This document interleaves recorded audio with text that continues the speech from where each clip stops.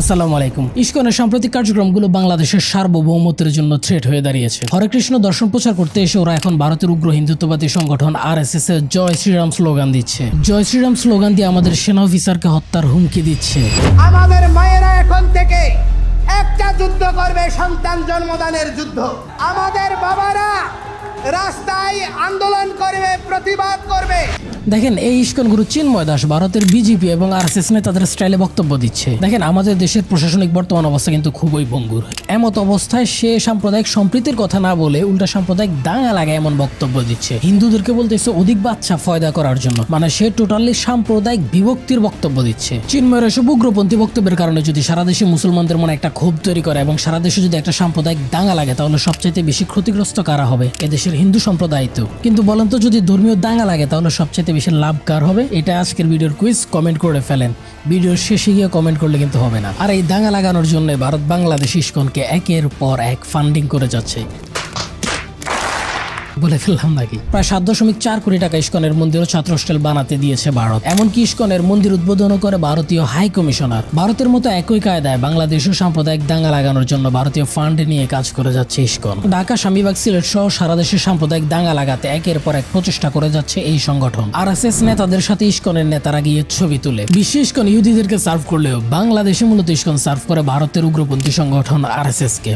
আর এর পিছনে রয়েছে অখণ্ড ভারত স্বপ্ন। সেই স্বপ্ন বাস্তবায়নের জন্য ইস্কন বারবার দেশে সাম্প্রদায়িক দাঙ্গা লাগানোর চেষ্টা করে, সাথে হিন্দু নির্যাতনের অজুহাতে দেশ দখলের ষড়যন্ত্রে লিপ্ত রয়েছে। হাসিনা থাকাকালীন ওরা সরকারের সমর্থন নিয়ে কাজ করছিল, কিন্তু হাসিনার পতন তাদের অখণ্ড ভারতের স্বপ্ন অন্তত 100 বছর পিছিয়ে দেয়। যার কারণে গত 15 বছর ওদেরকে একবারও রাস্তায় দেখা না গেলেও হাসিনা পতনের সাথে সাথে ওরা রাস্তায় নেমে আসে। জিও পলিটিক্যাল এবং স্ট্র্যাটেজিক্যাল দিক থেকে উপমহাদেশের সুপার পাওয়ার হতে গেলে ভারতের সবচেয়ে বড় গলার কাটা হলো বাংলাদেশ। পুরো বাংলাদেশ দখল না করে ওরা যদি চট্টগ্রাম দখল নিতে পারে, সেটাই ভারতের জন্য যথেষ্ট সে গলার কাটা সরানোর জন্য। তাই আমরা যখন ভারতের 7 সিস্টার্সকে নিয়ে মিম করি, তখন ভারতের প্রধান সারির গণমাধ্যম এবং ইউটিউবাররা আমাদের চট্টগ্রাম দখল করে নিতে বলে। আর এই চট্টগ্রাম দখল ষড়যন্ত্রের সাথে সরাসরি কাজ করছে বাংলাদেশের ইস্কন। চট্টগ্রামে হিন্দু গণহত্যার গুজব ছড়াচ্ছে ভেরিফাইড এক্স হ্যান্ডেল গুলা থেকে। এমনকি চট্টগ্রামের সমাবেশ কিংবা হাজারি লেনের ঘটনা কিন্তু সেই ষড়যন্ত্রেরই অংশ। ইস্কনের সন্ত্রাসীরা আমাদের সেনাবাহিনীর উপর এসিড ছুড়ে মারছে, যেখানে 10-12 জনের মতো আহত হয়েছে। কিন্তু ইস্কন বিশ্বজুড়ে প্রচার করতেছে বাংলাদেশ সেনাবাহিনী নাকি সেখানে হিন্দুদের গণহত্যা করতেছে। ইস্কনের এই সকল ষড়যন্ত্র যখন জাতির সামনে দেশপ্রেমিক সাংবাদিক মাহমুদুর রহমান স্যার প্রেজেন্ট করে, তখন ইস্কন সন্ত্রাসী সংগঠনের মতো মাহমুদুর রহমান স্যারকে থ্রেট দেয় যে 7 দিনের মধ্যে ক্ষমা চাইতে। শুধু তাই না, সারা দেশে ইস্কন সমাবেশ শেষ করে ঢাকা ঘেরাও করার হুমকিও দিয়ে রেখেছে এই সরকারকে। এই জেলায় সমাবেশ হবে এবং এই জেলা থেকে উপজেলায় যাব, তারপর আমরা ঢাকামুখী লং মার্চ করব। এমন পরিস্থিতিতে সারা দেশের মানুষ ইস্কন নিষিদ্ধের দাবি করতেছে। কিন্তু আমি মনে করি এই সরকার যদি ইস্কন নিষিদ্ধ করে, তাহলে এটা হবে এই সরকারের নেওয়া সবচাইতে ভুল সিদ্ধান্ত। কারণ ইস্কনের চরকা কোথাকার বাতাসে ঘুরতেছে আপনি ইমাজিনও করতে পারবেন না। ইস্কন নিজেরাই চাচ্ছে যাতে ওদেরকে নিষিদ্ধ করা হোক, কিন্তু ওরা এটা কেন চাচ্ছে সেটাই আমরা 5 পয়েন্টে অ্যানালাইসিস করার চেষ্টা করব। আমরা দেখার চেষ্টা করব ইস্কন কি ও ইস্কনের উদ্দেশ্য কি, ইস্কন কি বাংলাদেশের হিন্দুদের রিপ্রেজেন্ট করে, বাংলাদেশ ইস্কন যেভাবে ধর্মীয় দাঙ্গা লাগানোর জন্য কাজ করে যাচ্ছে, ইন্ডিয়ান র এবং আরএসএস এর সাথে এক হয়ে ইস্কনের বাংলাদেশ বিরোধী ষড়যন্ত্র, বাংলাদেশে ইস্কন নিষিদ্ধ হওয়া উচিত কিনা। সাহস হয় কি করে ইসকনের মতো একটা সাম্প্রদায়িক এবং রয়ের একটা সংগঠন চট্টগ্রামে এত বড় সভা করে? ইসকনকে জঙ্গি সংগঠন উল্লেখ করে বাংলাদেশে এই সংগঠনের কার্যক্রম নিষিদ্ধের দাবি জানিয়েছে হেফাজতে ইসলাম বাংলাদেশ। এই ইসকন নামে একটা সংস্থা, তাদের মন্দিরে থাকা উচিত ছিল, তারা কেন বাইরে আসবে? ইস্কন আসলে কি? এটা কি হিন্দু সম্প্রদায়ের কোনো সংগঠন? যদি হিন্দু সম্প্রদায়ের সংগঠন হয়, তাহলে এটা কি দেশের হিন্দুদেরকে রিপ্রেজেন্ট করে কিনা? রিপ্রেজেন্ট করলেও ওদের যে আরএসএস স্টাইলের কার্যক্রম, সেটা নিয়ে আমরা যদি আলোচনা করি, তাহলে আমাদের আগে ইস্কনের ইতিহাস সম্পর্কে একটু জেনে নেওয়া দরকার। এতে করে আপনাদের আলোচনাটা বুঝতে একটু সুবিধা হবে। International society for Krishna consciousness, ISKCON হলো গৌড়ীয় বৈষ্ণব মতবাদের অনুসারী একটি হিন্দু ধর্মীয় প্রতিষ্ঠান। অভয়াচরণাবিন্দ ভক্তি বেদান্ত স্বামী প্রভুপাদ 1966 সালে নিউ ইয়র্ক শহরে এই সংগঠনটির প্রতিষ্ঠা করে। এই সংস্কৃতির অধিকাংশ অনুসারে ভারতের পশ্চিম বাংলা ও উড়িষ্যা অঞ্চলে ছিল, যার কারণে ইস্কন নিউ ইয়র্ক শহরে প্রতিষ্ঠিত হলেও ইস্কনের প্রধান কার্যালয় কিন্তু ভারতের পশ্চিমবঙ্গের নদিয়া জেলায়। ভগবদ গীতা এবং ভগবত পুরাণ হলো এই অনুসারীদের ধর্মগ্রন্থ। ইস্কন একেশ্বরবাদ প্রথার ভিত্তিতে প্রতিষ্ঠিত, অর্থাৎ এরা মনে করেন ঈশ্বর হলো একজন, যেখানে হিন্দু সম্প্রদায়ের অন্যান্য শাখার মানুষ অসংখ্য দেবদেবীতে পূজা করেন। যেমন লক্ষ্মী দেবীর কাছে ধন সম্পদের জন্য পূজা করেন, বিদ্যা বুদ্ধির জন্য সরস্বতী দেবীর পূজা করেন এবং দুর্গা পূজা সহ আরো অসংখ্য অনেক দেবদেবীর পূজা করে থাকেন। কিন্তু বৈষ্ণব ইস্কনের অনুসারীরা এত দেবদেবী দেবীর পূজা করে না, তারা একজনকে সবকিছু মানে। তারা মনে করে সকল অবতারের মূল উৎস হচ্ছে শ্রীকৃষ্ণ। এরা নিরামিষভোজী, অর্থাৎ এরা মাছ মাংস খায় না, কারণ তারা মনে করে প্রাণী হত্যা মহাপাপ। নেশা জাতীয় দ্রব্য, অ্যালকোহল, সিগারেট, মাদক দ্রব্য সেবন করে না, জুয়া খেলে না, অবৈধ যৌনাচার করে না। এরা বাউল শ্রেণীর, তাই এরা কীর্তন মন্ত্র পড়ার সাথে সাথে জোরে জোরে ঢোল বাজিয়ে নাচ করতে পছন্দ করে। এদের প্রধান মন্ত্র বা স্লোগান হলো হরে কৃষ্ণ কৃষ্ণ কৃষ্ণ হরে হরে, হরে রাম রাম রাম হরে হরে।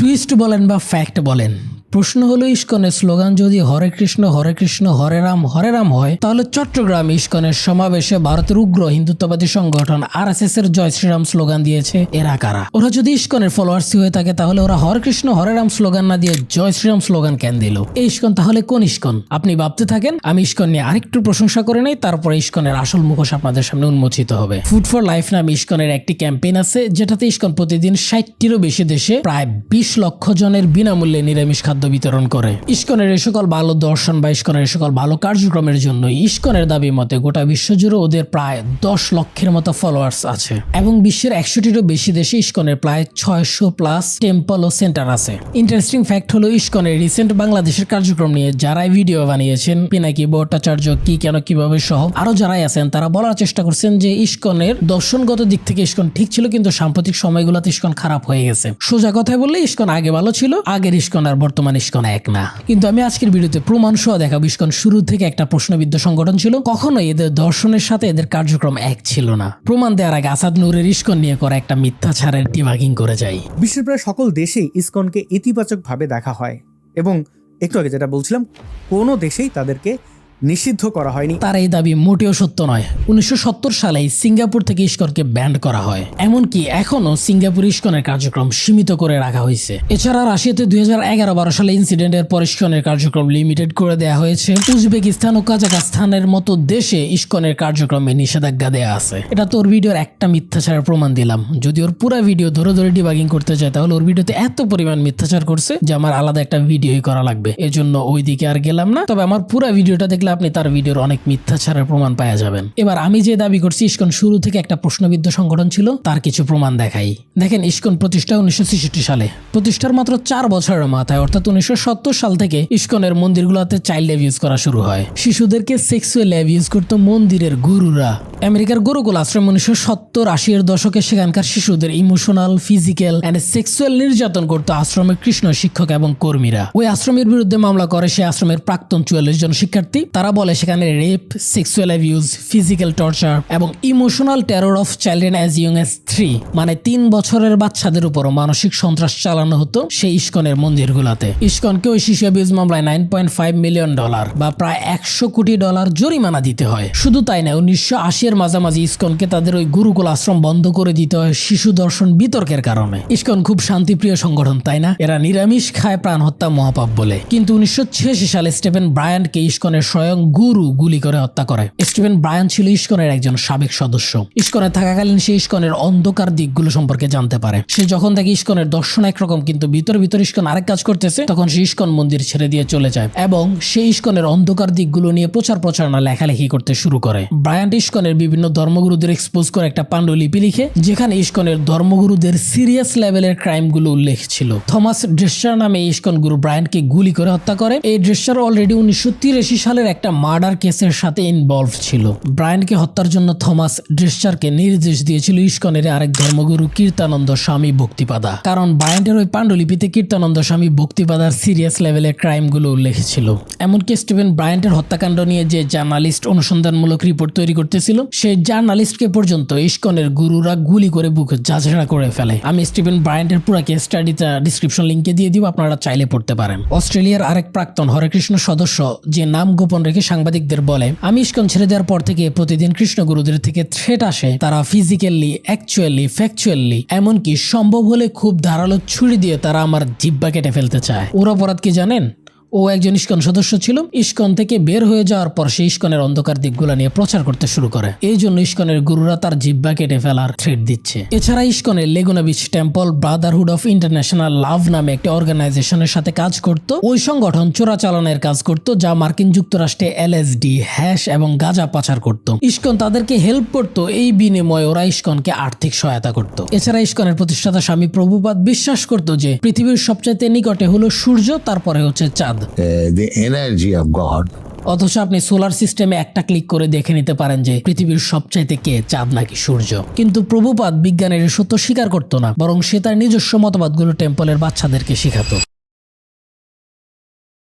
ইস্কন যেহেতু হিন্দু ধর্মের বৈষ্ণব সম্প্রদায়ের একটা মুভমেন্ট, তাহলে সবচাইতে বেশি হিন্দু সম্প্রদায় কোথায়? ভারতে। ভারতের হিন্দুদের কাছে কি এই ইস্কনের গ্রহণযোগ্যতা আছে? ভারতের স্বয়ং ধর্মগুরুরা এবং পলিটিক্যাল লিডাররা মনে করতেছে ইস্কন একটা পশ্চিমের সংগঠন, যারা ভারত থেকে পশ্চিমে টাকা পাচার করেন এবং যারা ধর্মের নামে ব্যবসা করে যাচ্ছে। कौन वाले तो आंसू पोंछने आता है वो भी आंसू दे जाता है। उनकी परंपरा में जो अंग्रेज शिष्य हैं वो अपने को हिंदू नहीं कहते, उन्होंने जो हिंदुओं को शिष्य बनाया वो हिंदू अपने को इस्कॉन वाले कहते। बहुत दुष्ट संस्था है इस्कॉन की। बताया कि इस्कॉन देश के सबसे बड़े धोखेबाज लोग हैं, क्योंकि ये गौशालाओं के नाम पर सरकारों से जमीन और दुनिया भर के फायदे जरूर लेते हैं। ये सारा दिन हरे रामा हरे कृष्ण का जाप भी करते हैं। मेनका जी के हिसाब से जब वो उनके अनंतपुर वाले आश्रम में खुद गई थी, तब उन्हें वहाँ पर एक भी ड्राई काउ यानी जो गाय दूध नहीं देती है वो नहीं दिखी, और एक भी गाय का बछड़ा भी नहीं दिखा।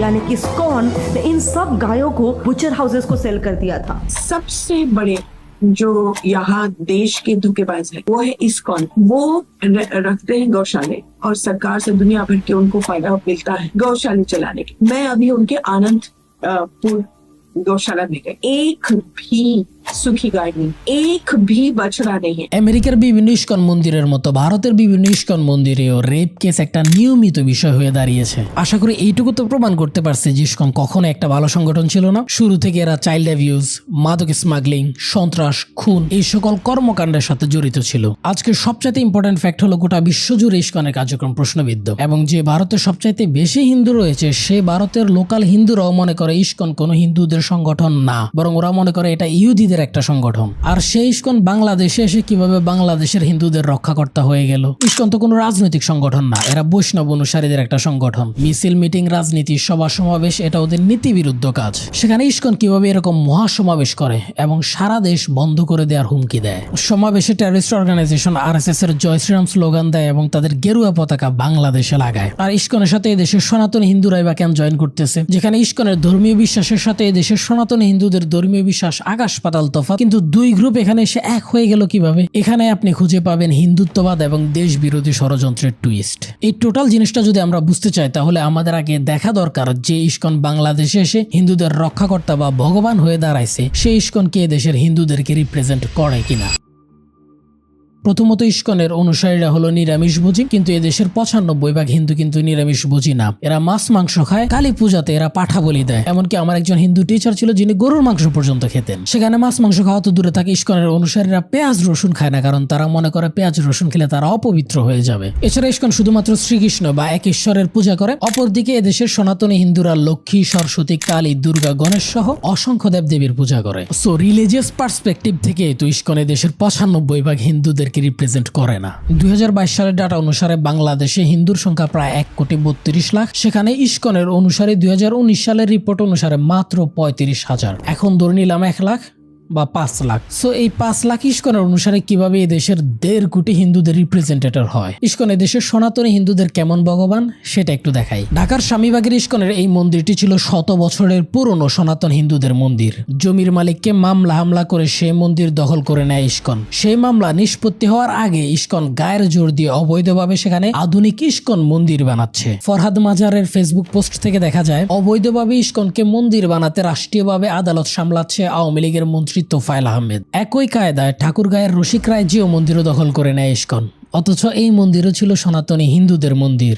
2009 সালের 18 সেপ্টেম্বর দুর্গাপূজার সময় ইস্কনের সাথে সনাতনী হিন্দুদের সংঘর্ষ হয়। সেই সময় ইস্কন ভক্তদের হামলায় মন্দিরের সনাতনী হিন্দু ফুলবাবু নিহত হয়। দীর্ঘ এক যুগ ওই মন্দির 144 দ্বারা জারি থাকলেও এখন শোনা যায় ওই মন্দিরও নাকি ইস্কনের সদস্যরা দখল করে আছে। এছাড়া চট্টগ্রামে অবৈধভাবে হিন্দু সম্প্রদায় প্রবর্তক সংঘের জায়গা দখল করে নেয় ইস্কন। এমনকি হিন্দুরা বাধা দিতে গেলে ইস্কনের সন্ত্রাসীরা অন্তত 12 জন প্রবর্তকের হিন্দুকে পিটিয়ে আহত করে। স্বয়ং প্রবর্তক সংঘের নেতারাই বলছে ইস্কন একটা উগ্রবাদী সংগঠন। সারা দেশে ইস্কনের যতগুলো মন্দির রয়েছে তার বেশিরভাগ মন্দিরই সনাতন হিন্দুদের থেকে দখল করা মন্দির বা অবৈধ মন্দির। এছাড়া ইস্কনের বিরুদ্ধে সাধারণ হিন্দু এবং মুসলমানের ভূমি আত্মসাতের অভিযোগও কিন্তু কম না। সো যেখানে ইস্কন এই দেশের সাধারণ হিন্দুদের জায়গা জমি দখল করে নিচ্ছে, পিটে আহত করতেছে, হত্যা করতেছে, হিন্দুদের মন্দির দখল করে নিচ্ছে, এটা তো পরিষ্কার যে ইস্কন এই দেশের হিন্দুদেরকে রিপ্রেজেন্ট করে না। কিন্তু হাসিনা পালায় যাওয়ার পর এখন দেখা গেছে যে ইস্কন এই দেশের টোটাল হিন্দুদের রিপ্রেজেন্টেটর। ইস্কনের ডাকে সারা দেশের হিন্দুরা একত্রিত হচ্ছে এবং ইস্কন এই দেশের হিন্দুদেরকে জড়ো করে সাম্প্রদায়িক সম্প্রীতির কথা না বলে যেভাবে সাম্প্রদায়িক উস্কানিমূলক বক্তব্য দিচ্ছে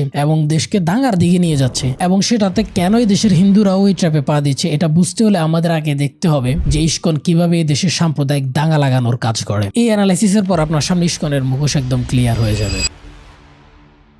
এটাও শুরু করে চিন্ময় দাসের একটা বক্তব্যের ডিবাগিং দিয়ে। আজকে অনেকে সীমান্তে 2 জন হিন্দু মারা গিয়েছে, এই জন্য মায়া দরদ দেখাচ্ছে, ইন্ডিয়ার বিরুদ্ধে স্লোগান দিচ্ছে। তো আমি বলতে চাই তারা কেন সীমান্তে গিয়েছে আগে ওইটা খুঁজে নিন।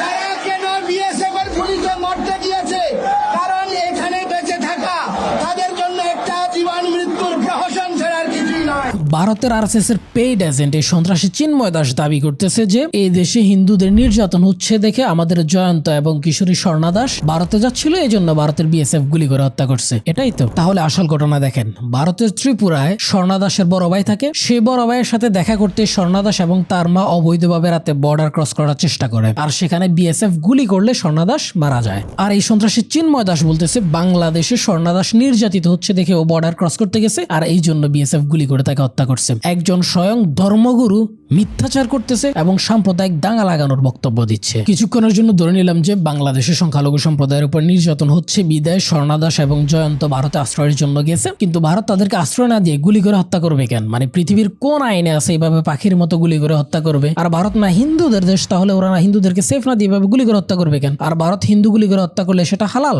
আমাদের কিশোর জয়ন্ত কিংবা কিশোরী স্বর্ণা দাস হত্যার প্রতিবাদে ইস্কন বা হিন্দুদের আরো যত জোট সংগঠন আছে তারা ক্যান করলো না। তার মানে এটা তো ক্লিয়ার যে তারা হিন্দু রক্ষার রাজনীতি না, তারা হিন্দু কার্ডের রাজনীতি করে। যেখানে স্বয়ং ধর্মগুরু পর্যন্ত এরকম মিথ্যাচার করতেছে, সেখানে আর কি বলবো? ওদের হিন্দু নেতারা পর্যন্ত প্রোপাগান্ডা ছড়াচ্ছে, বলতেছে বাংলাদেশে হিন্দুদের নাকি জেনোসাইড হচ্ছে, এবং তাদের সাথে তাল মিলিয়ে ভারতের সবগুলো স্যাটেলাইট চ্যানেল, সবগুলো পত্রিকা যেমন the Hindu, Times of India, Hindustan Times, Indian student সহ প্রায় সব পত্রিকা একের পর এক মিথ্যা গুজব খবর প্রকাশ করতেছে। উগ্র ইস্কনপন্থীদের Twitter handle voice of Bangladesh Hindu ঘুরে আসেন এমন মিথ্যা কথা স্বয়ং শয়তানও বলতে পারে না। একের পর এক মিথ্যা গুজব ছড়াচ্ছে। আমি আর কয়টা ডিবাগ করবো? জাস্ট রিউমার স্ক্যানারের ফ্যাক্ট চেক গুলা দেখেন, এগুলো দেখলে বুঝতে পারবেন কি পরিমাণ মিথ্যা গুজব ছড়ানো পোস্ট করতেছে এইসব অ্যাকাউন্ট থেকে। ওদের এই মিথ্যাগুলা ডিবাগিং করতে বড় টিম লাগে, ফাইন্যান্সিয়াল সাপোর্ট লাগে, যার কোনোটাই আমার নাই, কিন্তু এদেশের মিডিয়া হাউসগুলোর তো আছে। ওদের মিডিয়ার মিথ্যা প্রচারণার ডিবাগিং কে আমাদের মিডিয়াগুলা করতে পারে না, কিন্তু এই মিডিয়াগুলা ক্যান করছে না, because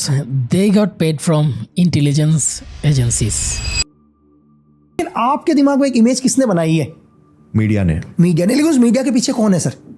इंटेलिजेंस एजेंसी। मतलब आपको क्या दिखाना है? हाँ, ठीक है, आपको क्या दिखाना है ये लोग डिसाइड करते हैं। কিন্তু সবচেয়ে ইন্টারেস্টিং প্রশ্ন হলো যে এই সকল গুজব, এই জিনিসগুলো কিন্তু আমাদের ইন্টারিম গভর্নমেন্টের জন্য থ্রেট হয়ে দাঁড়াইছে, এবং ওরা আমাদের সার্বভৌমত্বের উপর আঘাত দিচ্ছে। ওরা বলতেছে আমাদের চট্টগ্রাম দখল করে নেওয়ার কথা। এই সকল মিথ্যা জিনিস বিদেশের মাধ্যমগুলোতে প্রচার করতেছে, এবং তারা ওই মিথ্যা এস্টাবলিশ করতে চাচ্ছে যে বাংলাদেশে হিন্দুদের জেনোসাইড হচ্ছে। সো ওরা যখন আমাদের এই সরকারের জন্য থ্রেট তৈরি করতেছে, তখন তো আমাদের সরকারের উচিত একটা টিম গঠন করে ফ্যাক্ট চেক করে তাদের ওই মিথ্যাগুলার কাউন্টার দেয়া এবং ওইগুলা প্রচার করা। কিন্তু সরকার কেন এই কাজ করছে না সেটা একমাত্র কিরামান কাতিবিনী ভালো জানে। যাই হোক, মূল আলোচনায় আসি। দেখেন, আমাদের দেশ হচ্ছে সাম্প্রদায়িক সম্প্রীতির দেশ। উদাহরণ যদি দেয় তাহলে হচ্ছে হিন্দুদের বিভিন্ন পুজো অনুষ্ঠানে যেমন দুর্গা উৎসবে আমাদের মুসলমানরাও অনেকে গিয়ে থাকে, এবং আমাদের ঈদের অনুষ্ঠানে দাওয়াতগুলোতে আমরা হিন্দুদেরকে দাওয়াত দিয়ে থাকি। এরকম সাম্প্রদায়িক সম্প্রীতি বা সহনশীলতা দেশের হিন্দু এবং মুসলমানদের মধ্যে রয়েছে। কিন্তু ইস্কনের হিন্দুরা ভিন্ন। 2014 সালের স্বামীবাগের যে ইস্কন মন্দিরের অপোজিটে যে স্বামীবাগ জামে মসজিদ আছে, সেখানে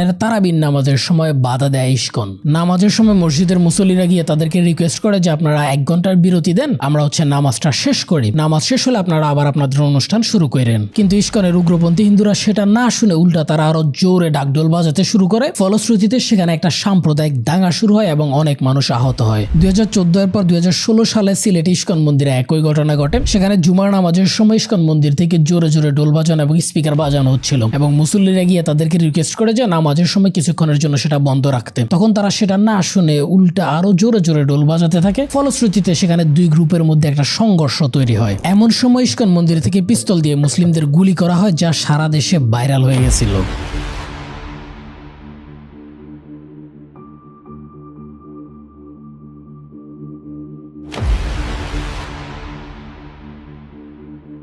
ওই ঘটনার পর অর্ণব ভট্টাচার্য নামে এক হিন্দু পোস্ট করে বলে, ইস্কনি মতাদর্শীরা ধর্ম পালন করতে গিয়ে মন্দিরে পিস্তল, বন্দুক ইত্যাদি অস্ত্রাদি রাখার অনুমতি কি প্রশাসনিকভাবেই গুজ্জ?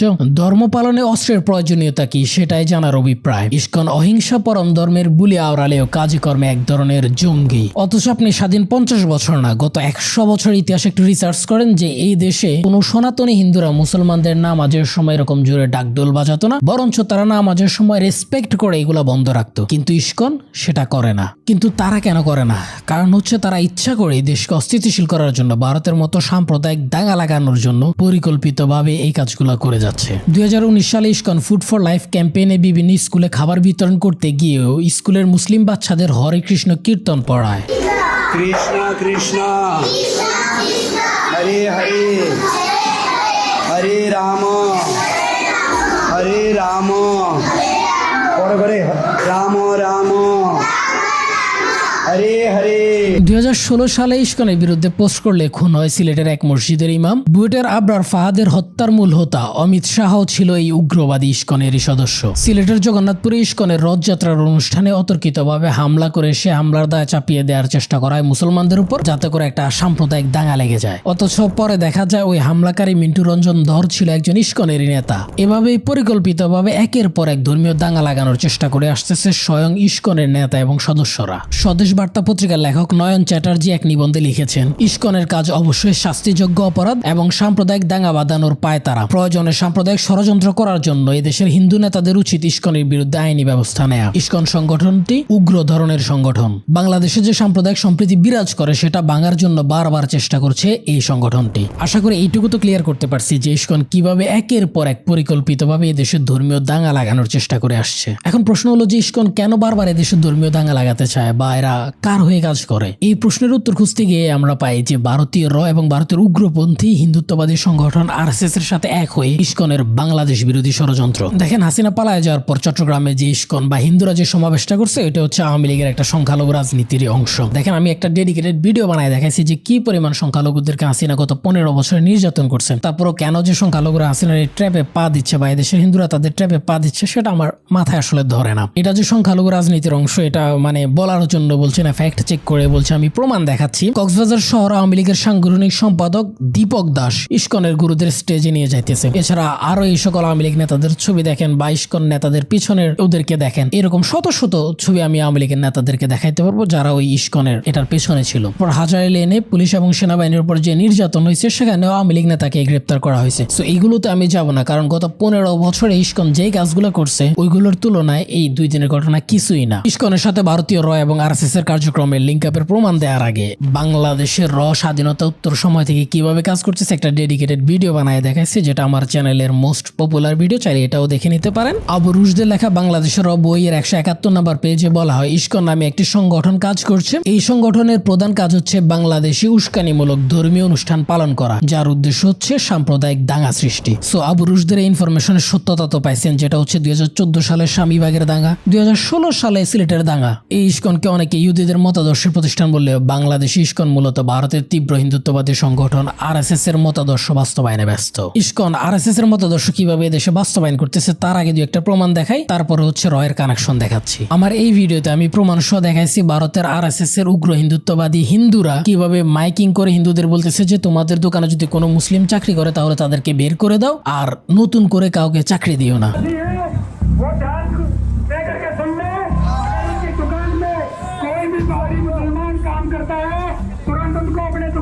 निकाल दे, सिर्फ 2 दिन का বাংলাদেশে ইসকন একই স্টাইলে কাজ করতেছে। বাংলাদেশে ইসকনের অসংখ্য দোকান, হোটেল, রেস্টুরেন্ট আছে। কোন রেস্টুরেন্টে ইসকন মুসলমানদেরকে চাকরি দেয় না। সারা দেশের উদাহরণ লাগবে না, শুধু চট্টগ্রামের হাজারি লেনের যে ব্যবসা প্রতিষ্ঠানগুলো আছে ওই এলাকায় যারা আছেন তারা কমেন্ট করে প্রতিবাদ করেন যদি আমার সোর্স এবং আমার দাবি মিথ্যা হয়। কিন্তু শুধু ওই জায়গায় না, সারা দেশে ইসকনের যত ব্যবসা প্রতিষ্ঠান আছে সকল ব্যবসা প্রতিষ্ঠানের অন্ততপক্ষে 90% কাস্টমার হচ্ছে মুসলমান। কিন্তু মুসলমানরা ওদের থেকে কোনো কিছু কেনার ক্ষেত্রে এটা দেখে না যে কে হিন্দু কে মুসলিম। কিন্তু ইসকন চাকরি দেওয়ার ক্ষেত্রে আরএসএস এর মতো আগে দেখে কে হিন্দু কে মুসলমান। শুধুমাত্র হিন্দুদেরকে ইসকন ওসব প্রতিষ্ঠানে চাকরি দেয়। সো এইভাবে ইসকন পরিকল্পিতভাবে ধর্মীয় প্রতিহিংসা তৈরির কাজগুলো করে যাচ্ছে।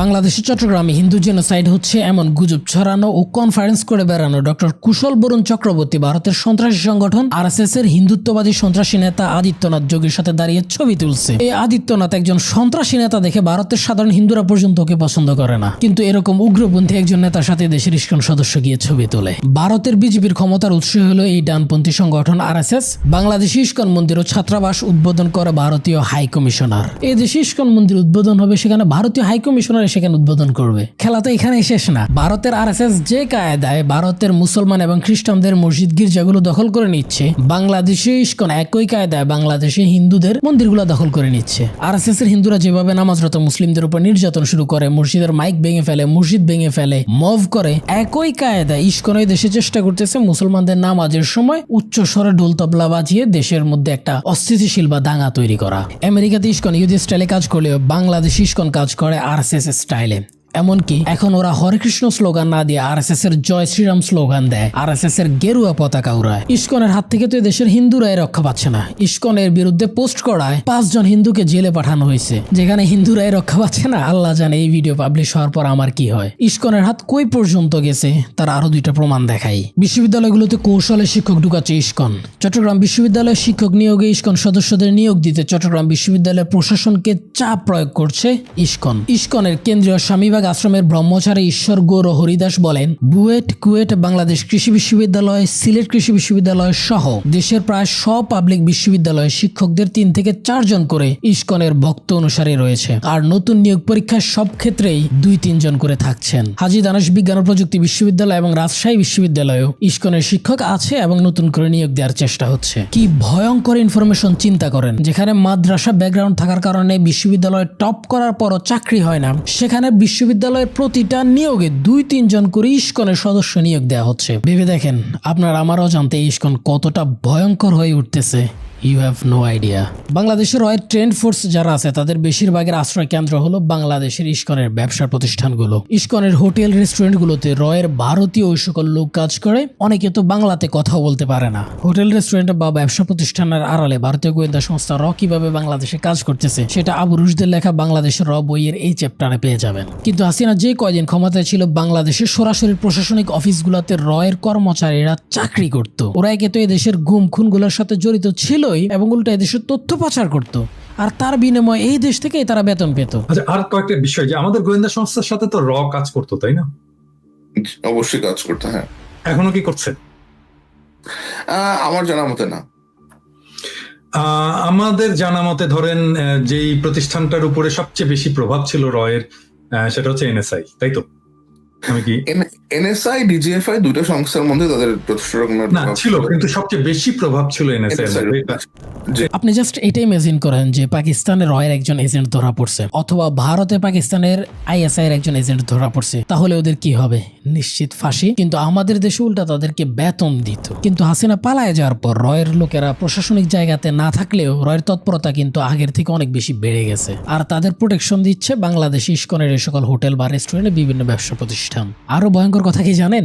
90% মুসলমানের দেশে মুসলমান তাদের কাস্টমার, কিন্তু ইসকনের হোটেল রেস্টুরেন্ট গুলোতে গরুর মাংস বিক্রি হয় না। ওই যে আরএসএস স্টাইল।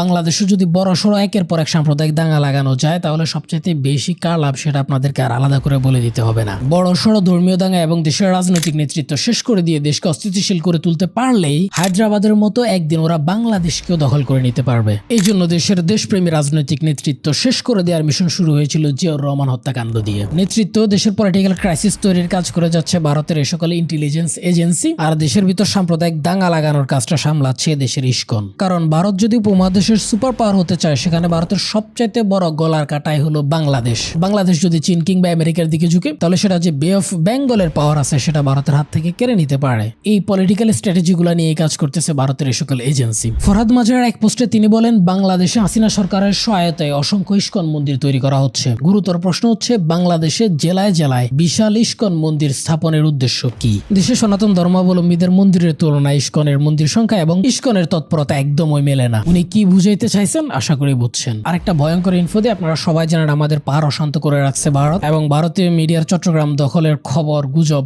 এগুলা কিন্তু দেখতেছেন, ওরা মিনিস্ট্রি মিডিয়াতে কাজগুলো করতেছে। চট্টগ্রামের চন্দ্রনাথ পাহাড়ে নাকি স্নাইপার রাইফেল বুলেট প্র্যাকটিসের কিছু দাগ গাছের মধ্যে লেগে আছে। আমরা কুকি চীনের কথা জানি, কিন্তু এই কাজগুলোর জন্য সন্দেহ করা হচ্ছে ইস্কনকে। যেহেতু এটা একটা ফেসবুক পোস্ট, সেহেতু ফ্যাক্ট চেক করা সম্ভব হয়নি। তো এই সন্দেহকে আমি সত্য বলছি না ঠিকই, কিন্তু অসত্য বলে আমি উড়াইও দিতে পারছি না। এভাবে ইস্কনের একের পর এক ষড়যন্ত্র আমাদের সার্বভৌমত্বের জন্য থ্রেট তৈরি করছে। এখন প্রশ্ন হলো, আমাদের সার্বভৌমত্বের জন্য থ্রেট তৈরি করা বা দেশকে অস্থিতিশীল করতে চাওয়া এই সন্ত্রাসী সংগঠন ইস্কন কি নিষিদ্ধ হওয়া উচিত কিনা? আমি বলবো না, এই মুহূর্তে ইস্কন নিষিদ্ধ করা ঠিক হবে না। কিন্তু এতগুলো প্রমাণ, ইস্কনের আরএসএস এর সাথে লিঙ্ক আপ, রয়ের সাথে লিঙ্ক আপ এবং এত দেশ বিরোধী ষড়যন্ত্র দাঙ্গার পরও আমি কেন বলতেছি যে ইস্কন নিষিদ্ধ করা ঠিক হবে না? দেখেন, হাসিনা পালায় যাওয়ার পর বা হাসিনার পতনের পর হাসিনা যতটা না পাগল হয়ে গেছে, তার চাইতে বেশি পাগল হয়ে গেছে ভারতীয় এই সকল মিডিয়াগুলা। কি পরিমাণে গুজব ওরা ওদের পত্র পত্রিকায়, টেলিভিশনে এবং টুইটারে ছাড়তেছে, আপনি চিন্তা করতে পারবেন না। ওরা বলতেছে চট্টগ্রামে হিন্দুদের উপর জেনোসাইড হচ্ছে, ভারতের এখনই উচিত ভারতের সেনাবাহিনী চট্টগ্রামে হস্তক্ষেপ করা, চট্টগ্রাম দখল করে নেয়া, ইত্যাদি ইত্যাদি। সো এখন যদি এই সরকার ইস্কন নিষিদ্ধ করে, তাহলে সেটা ভারতের সংখ্যালঘু নিয়ে যে রাজনীতি, সেই রাজনীতির আগুনে ঘি ঢালার মতো হবে। এতদিন ধরে তারা যে সকল গুজব প্রচার করতেছিল, তারা এখন বিশ্বকে দেখাবে, এই যে দেখো আমরা এতদিন তোমাদেরকে বলছি, তোমরা বিশ্বাস করো না, তার অফিসিয়াল প্রমাণ দেখো। রাষ্ট্র ইস্কনকে নিষিদ্ধ করতেছে, একটা ধর্মীয় সংগঠনকে নিষিদ্ধ করতেছে। তো তখন ভারতের কাছে আইনগত লিগ্যালিটি থেকে যাবে, এবং তারা এই দেশের সংখ্যালঘু নির্যাতনের অভিযোগ দিয়ে চট্টগ্রামে যদি হস্তক্ষেপ করে, তাহলে আমাদের দেশের কি অবস্থা হবে, বা ওইটা ডিল করার মতো আমাদের সেই প্রিপারেশন আছে কিনা। এরপর দেখেন, ইস্কন কোনো কিছু ছাড়াই তারা রাস্তায় নেমে আন্দোলন করতেছে, সারা দেশ বন্ধ করে দেওয়ার থ্রেট দিচ্ছে। এখন যদি তাদেরকে নিষিদ্ধ করে দেয়, তারা যে আবার বড়সড় আন্দোলনে নামবে না, তারা গ্যারান্টি কি? এবং এই যে পতিত সরকার, যে আওয়ামী লীগের যে সন্ত্রাসী গুন্ডারা আছে, তারা যে ইস্কনের ব্যানারে আবার আয়সা দেশকে অস্থিতিশীল করতে চাইবে না, তারা তো কোনো গ্যারান্টি নেই। কারণ ইস্কনের ওই সমাবেশে আওয়ামী লীগ নেতাদের ছবি আমি আপনাদেরকে দেখাইছি। সো বড়সড় ভাবে তারা যে দেশকে একটা অস্থিতিশীল করে তুলবে না, সেটারও তো কোনো গ্যারান্টি নেই। আমি ভারতের সাইডটা বাদই দিলাম। এবার আপনি একটু লজিক্যালি চিন্তা করেন, ইস্কন যদি সারা দেশে একটা নৈরাজ্য করার চেষ্টা করেন, সারা দেশের মুসলিমরা তো বসে থাকবে না। সো মুসলিমরাও যদি বের হয়ে আসে, এখানে বড়সড় একটা সাম্প্রদায়িক দাঙ্গা তৈরি হবে। সেই সাম্প্রদায়িক দাঙ্গায় হিন্দু নির্যাতনের অভিযোগ দিয়ে ভারতে দেশে সরাসরি সেনাবাহিনী দিয়ে হস্তক্ষেপ করবে। সেটা ডিল করার মতো ক্যাপাসিটি অন্তত পক্ষে এই নরবরে সরকারের কাছে নাই।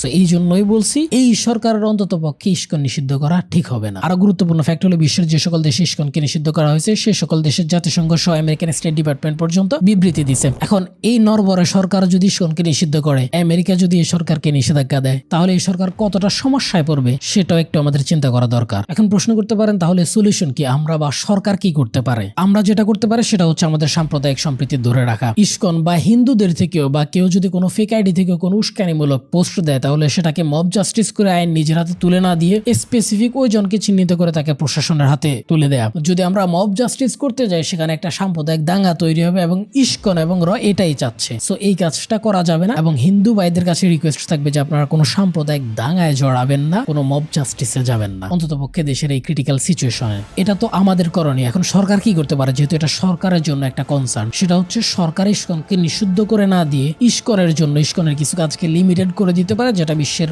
অন্যান্য দেশে করা হয়েছে। যেমন সরকার যেটা করতে পারে সেটা হচ্ছে, ইস্কন যেহেতু বৈষ্ণবের অনুসারী, সেহেতু ইস্কন হচ্ছে মন্দিরে পূজা অর্চনা করবে। এরা কোনো রাজনৈতিক সভা সমাবেশ মিছিল মিটিং করতে পারবে না, কারণ এটা হচ্ছে ওদের নীতি বিরুদ্ধ কাজ। 2 নাম্বার হচ্ছে, ইস্কন আগে যত মন্দির করছে, ইস্কন নতুন করে আর কোনো মন্দির তৈরি করতে পারবে না। 3 নাম্বার হচ্ছে, যত জায়গায় ইস্কনের মন্দিরের পাশাপাশি মসজিদ আছে, তত জায়গায় মসজিদে নামাজের সময় ইস্কন বিরতি দিতে হবে। 4 নাম্বার হচ্ছে, ইস্কন যত অবৈধ মন্দির দখল করছে, সেই মন্দিরগুলাকে প্রশাসনিকভাবে উদ্ধার করে সেই মন্দিরগুলা এই দেশের সনাতনী হিন্দুদের হাতে বুঝাই দিতে হবে। সো সরাসরি নিষেধাজ্ঞা না দিয়ে যদি এই কাজগুলো করা যায়, তাহলে ইস্কনের যে আগ্রাসী কর্মকাণ্ড এবং দেশ বিরোধী যে ষড়যন্ত্র, সেগুলো কমিয়ে নিয়ে আসা সম্ভব। এতে করে সরকারও নীতিগতভাবে সেফ থাকবে, এবং ইস্কনের এই সকল সন্ত্রাসী কার্যক্রম কমিয়ে নিয়ে আসা যাবে। এতক্ষণ ধরে ইস্কনের সকল সন্ত্রাসী কার্যক্রম, দাঙ্গা লাগানো, দেশ বিরোধী ষড়যন্ত্র, ভারতের র এবং আরএসএস এর সকল লিঙ্কা প্রমাণ সহ দেখানোর পরও এই ভিডিও শেয়ার করে আপনি এদেশের হিন্দু এবং মুসলমানদেরকে সচেতন করবেন কিনা সেটা আপনার উপর ছেড়ে দিলাম। এবং ইস্কনকে সরাসরি নিষিদ্ধ না করে ইস্কনের কার্যক্রম লিমিট করে করে দেওয়ার ব্যাপার আমি যে 4টা পয়েন্ট তুলে ধরছি এগুলোর সাথে আপনারা একমত কিনা এবং সরকারের এই স্টেপগুলো নেওয়া দরকার কিনা এগুলো কমেন্ট করতে পারেন। ইসকন আবার মানচিত্রে হাত দেওয়ার ফায়তারা করতেছে, আমি তা হতে দিতে পারি না। মা, মাটি, দেশকে ভালোবাসুন। ধন্যবাদ সবাইকে। আল্লাহ হাফেজ।